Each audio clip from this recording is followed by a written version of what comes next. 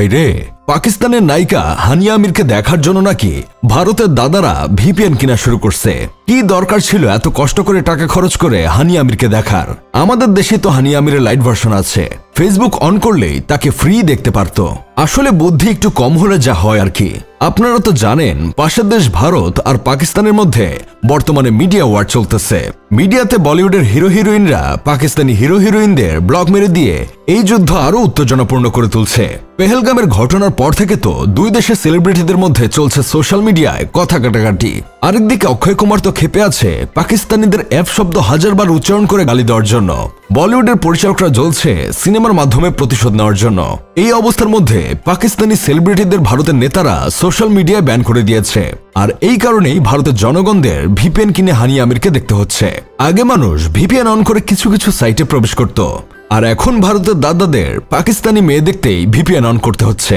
এতটা বাজে অবস্থা কি তারা কখনো চেয়েছিল?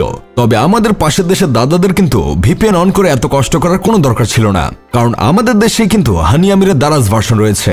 তাকে দেখেই শান্তিতে দিন কাটিয়ে দিতে পারত তারা।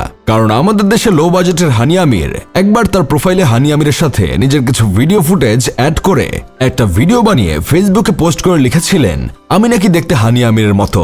আসলেই কি তাই? সেখানে অবশ্য অনেকেই কমেন্ট করছিল, কোথায় কাশ্মীরি ফুল আর কোথায় বগলের চুল। আবার তো কেউ বলছিল কোথায় পাকিস্তানি আর কোথায় গুলিস্তানি। তবে আমার কাছে এমন কিছুই মনে হয়নি, কারণ মেয়েটাকে আসলেই হানিয়া আমিরের দারাজ ভার্সনের মতোই লাগে। তাছাড়া দারাজ ভার্সনের কোয়ালিটি একটু ফল্ট করবেই, এটা আমাদের মতো মধ্যবিত্তদের মেনে নিতেই হবে। আর দারাজ গরিবের দুঃখ ঘুচানোর জন্য এভাবেই দিনরাত কাজ করে যাচ্ছে। তাই যদি একটু লো কোয়ালিটিতেই খুশি থাকা যায় তাহলেই তো জীবন সুন্দর। আর এই রুলসটাই যদি ভারতের দাদারা মেনে নিতে পারে তাহলে তাদের জীবনও সুন্দর। টাকা নষ্ট করে আর ভিপিএন কিনে পাকিস্তানি নায়িকাদের দেখতে হবে না।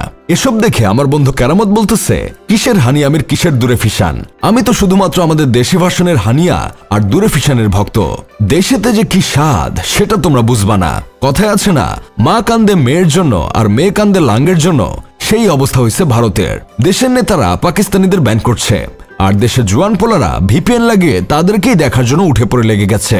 শুধু হানিয়া আমির না, দূরে ফিশান সাজাল আলীর কমেন্ট বক্সেও দেখা যাচ্ছে ভারতীয়দের আনাগোনা। তারা ভিপিএন কিনে হলেও তাদের আপডেট জানতে আসছে। আর এদিকে বিজেপি নেতারা পাকিস্তানকে মিডিয়াতে চিল্লাপালা করে গায়েব করে দিচ্ছে, বলিউড জগতে ব্যান করছে। আবার ক্রিকেটারদের ব্যান করার জন্য সাবেক ক্রিকেটাররা দাবি জানাচ্ছে। এসব ভয়ের কারণে তো বাংলাদেশের সাথে ক্রিকেট সিরিজটাই তারা বাতিল করে দিয়েছে ইতোমধ্যে। যাই হোক, শেষমেশ আমি গোলাম হোসেন একটা কাজের কথা কই, কবে জানি আমাদের দেশের নায়ক নায়িকাদেরকেও তারা সোশ্যাল মিডিয়া থেকে ব্যান করে দেয়। ইতোমধ্যে তো এক ভারতীয় উপস্থাপিকা তো শাকিব খান, জয়া হাসান ও মিথিলাকে তাদের দেশ থেকে বের করে দেওয়ার দাবি জানিয়েছে।